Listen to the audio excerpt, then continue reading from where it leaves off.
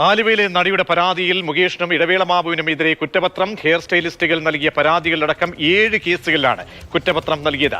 Kottayam പൊൻകുന്നത്തും Kakkanad info പാർക്കിലും register ചെയ്ത കേസുകളിലാണ് കുറ്റപത്രം നൽകിയത്. ബിനിൽ നൽകും വിവരങ്ങൾ. ബിനിൽ, ഈ ആരോപണം ഉന്നയിക്കപ്പെട്ട് മാസങ്ങൾ പിന്നിട്ട് കഴിയുമ്പോൾ പ്രത്യേക അന്വേഷണ സംഘം നടത്തിയ പരിശോധനകൾ, അതിന്മേലുള്ള കുറ്റപത്രമാണ് ഇപ്പോൾ സമർപ്പിക്കപ്പെട്ടിരിക്കുന്നത്. എന്തെങ്കിലും ഡീറ്റെയിൽസ് ലഭ്യമാണോ?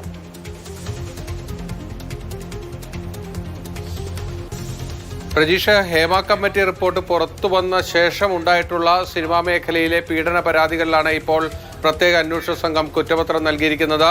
7 കേസുകളിലാണ് കുറ്റപത്രം നൽകിയിരിക്കുന്നത്. അതിൽ 2 കേസുകൾ, ഒന്ന് മുകേഷിന്റെയും മറ്റൊന്ന് ഇടവേള ബാബുവിന്റേതുമാണ്.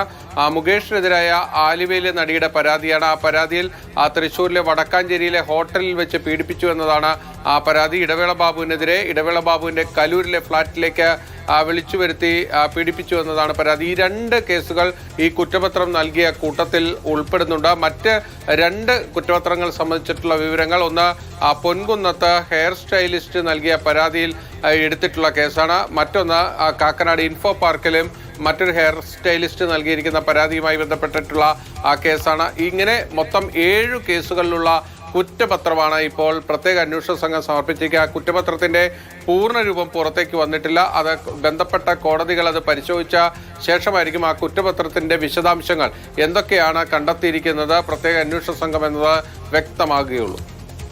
ശരി, ബിനിലാണ് വിവരങ്ങൾ നൽകിയത്.